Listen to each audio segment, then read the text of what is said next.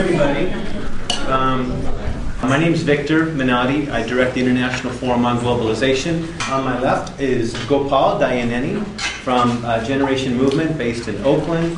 On my right is Maísa Mendoza from Brazil. What we wanted to do here was give people a report back to the TIDES community about what happened in Copenhagen and sort of what we see as the way forward.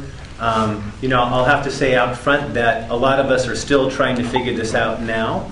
I was on a 5:30 conference call this morning with the political coordination group of the Climate Action Network, which is the big umbrella group worldwide that's been campaigning on climate since before Rio, and still sort of getting our own analysis on that.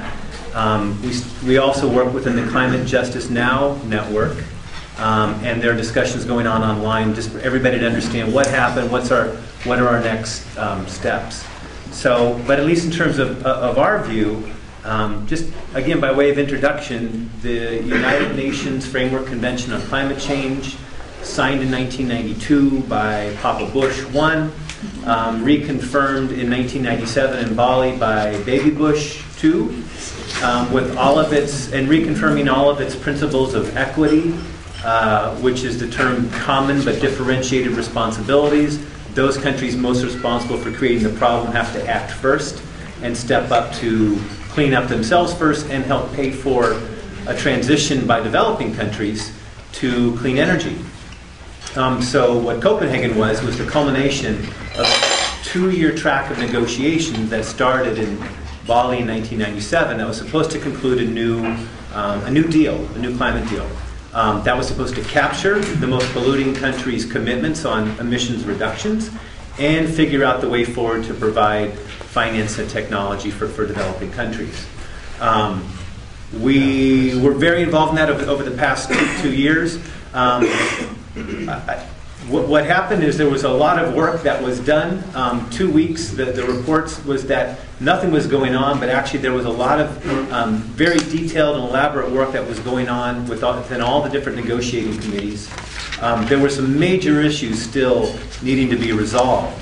And the plan was to take those different working groups and develop them into reports. So this is as far as the negotiators have gotten.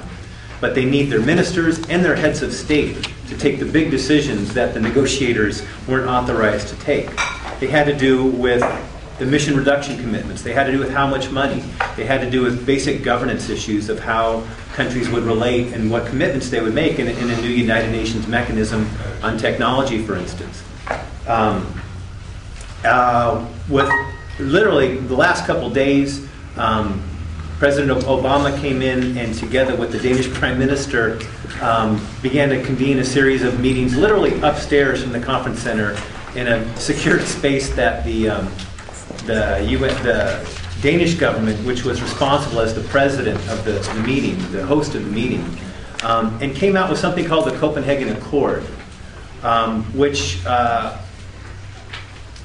was then tried to be presented to the United Nations as sort of a transitional agreement, something that nobody recognizes as legally binding, but really falls short in terms of following the science. It's not very clear on what its target is for staying under 2 degrees. A lot of countries, especially the small island states and African states, calling for at least 1.5 degrees. Just so for being based on the science alone, the African groups were calling it a suicide pact because it would certainly projected very dire consequences for them, a lot of which they're already feeling. There were no clear commitments on finance or on technology. There was a pledge by the United States that came when Secretary Clinton came in on the last day to basically promise to help raise money of up to $100 billion a year for finance and technology. How much of that would come from private markets? How much would be public? How was it going to be raised? Who would it be accountable to? None of those things were really decided. But it was important that the U.S. did come in at that level of a commitment.